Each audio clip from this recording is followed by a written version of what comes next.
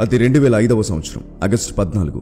తెల్లవారుజామున Helios flight cypress నుండి Athens వెళ్లడానికి సిద్ధంగా ఉంది. కాక్పిట్ లో ఎప్పటిలాగానే అన్ని కనెక్షన్స్ సరిగ్గా ఉన్నాయో లేవో చెక్ చేస్తున్నారు. ఏ ఫ్లైట్ అయినా ఆన్బోర్డ్ అవ్వడానికి ముందు కొన్ని వేల ఆపరేషన్స్ ని చెక్ చేసుకోవాల్సి ఉంటుంది.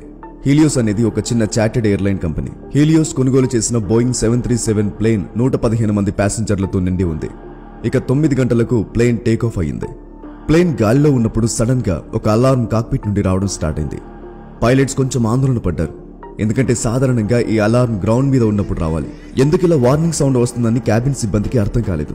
కాషన్ అలారం కూడా స్టార్ట్ అయింది. గ్రౌండ్ లో ఉన్న ఇంజనీర్స్ ఈ సమస్యని తీర్చడానికి కమ్యూనికేషన్ కోసం ప్రయత్నిస్తుంటే సాధ్యపడట్లేదు. ప్లేన్ లో అందరికీ అకస్మాత్తుగా శ్వాస తీసుకోవడం ఇబ్బంది అయింది. ఇంకా ప్లేన్ లో ఉన్న వాళ్ళకి ఏం జరుగుతుంది అని అర్థం కాకపోవడంతో అందరూ భయాందోళనకు గురయ్యారు. ఇన్స్ట్రక్షన్స్ ప్రకారంగా అందరూ ఆక్సిజన్ మాస్కులు ధరించుకున్నారు. పైలట్స్ మాత్రం ఆ అలారం ఎందుకు మోగుతుంది అనే ఆలోచనలో పడ్డారు. మాస్క్ ధరించడం మర్చిపోయారు.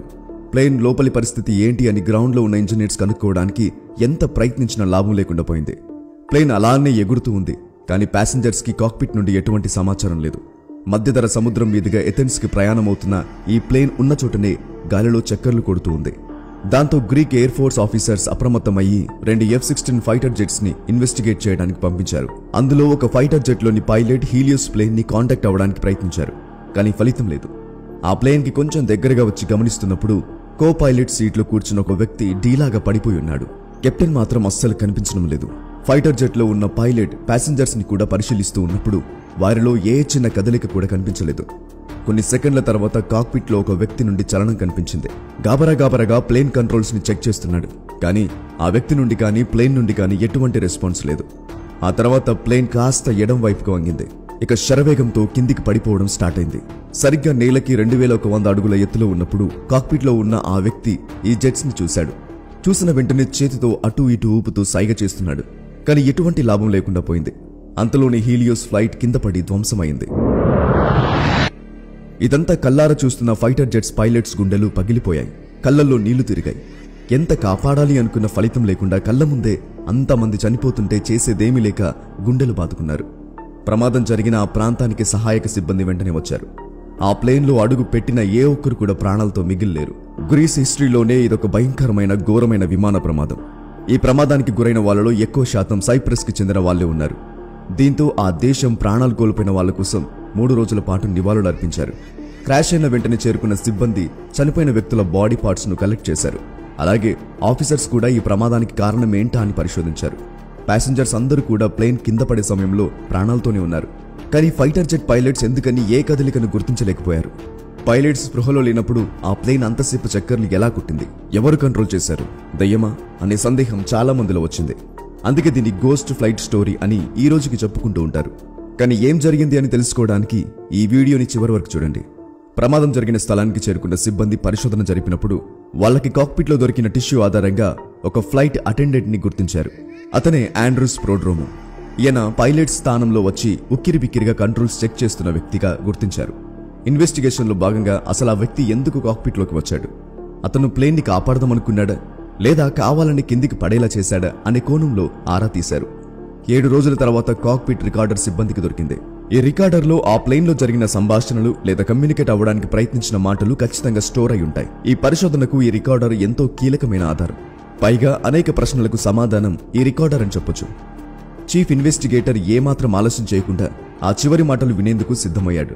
ఈ రికార్డర్ ఒకటే కాదు, చీఫ్ కి ఆ విమాన శిథిలాల్లో మరొక కీలకమైన ఆధారం కూడా దొరికింది. అదే ఆ ప్లేన్ యొక్క కంట్రోల్ ప్యానెల్. అందులోని బటన్స్ అన్నిటినీ పరిశీలించి చూస్తున్నప్పుడు P5 ప్రెజరైజేషన్ ప్యానెల్ కంట్లో పడింది.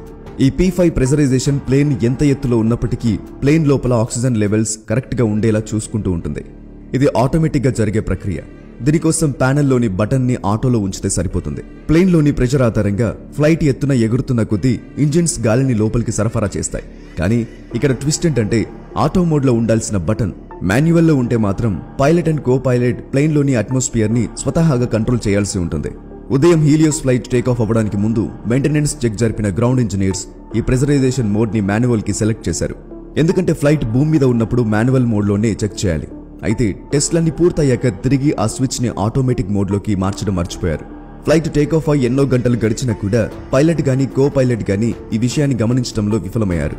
దీని ఫలితంగా ఫ్లైట్ ఆకాశంలో ఉన్నప్పుడు ఎత్తుకి సరిపడా ఆక్సిజన్ లెవెల్స్ ని సప్లై చేయలేకపోయింది. ఇక అలా ఎంత ఎత్తుకి ఎగురుతుంటే అంత ఎక్కువ ప్రెషర్ పెరిగి అంత తక్కువ ఆక్సిజన్ అందుతుంది. చీఫ్ ఇన్వెస్టిగేటర్ సోలాకీస్ ఈ స్విచ్ మాన్యువల్లో ఉండటం వల్లే ఈ ప్రమాదం జరిగిందని విశ్వసించారు. కానీ ఆ ఫ్లైట్లో మోగిన ఫస్ట్ వార్నింగ్ అలార్మ్ ని క్యాబిన్ సిబ్బంది తప్పుగా అర్థం చేసుకున్నా కూడా సెకండ్ అలార్మ్ తో అయిన ప్రాబ్లం ఏంటి అని కనిపెట్టే ఛాన్స్ ఉన్నా కూడా క్యాబిన్ సిబ్బంది ఎందుకు కనిపెట్టలేకపోయింది? అలార్మ్ ద్వారా వచ్చిన లైట్ ఆధారంగా ప్లేన్ సిస్టమ్ ఓవర్ హీట్ అయిందని గమనించిన సిబ్బంది ప్రెజరైజేషన్ ప్రాబ్లం అని గుర్తుపట్టలేక ప్లేన్ యొక్క కూలింగ్ సిస్టమ్స్ ని అన్ని చెక్ చేయడం మొదలుపెట్టారు. కానీ అంతలోనే పైలట్స్ కి ఆక్సిజన్ మాస్క్ లేకపోవడంతో శ్వాస తీసుకోలేక స్పృహ కోల్పోయారు. అయినా కూడా ప్లేన్ అలాగే గాలిలో ఎథెన్స్ చుట్టూ చక్కర్లు కొట్టింది. బహుశా ఆ plane auto pilot mode activate అయ్యి అలా జరిగి ఉండవచ్చు అని అనుకుంటున్నారు. అసలు క్యాబిన్ లో ఏం జరిగింది అని కానీ ఫ్లైట్ అటెండెంట్స్ తీసుకున్న యాక్షన్స్ ఏంటని కానీ అందరూ స్పృహ కోల్పోయినా కూడా ఆ ఒక్క వ్యక్తి మాత్రమే ఎందుకు స్పృహలో ఉన్నాడు?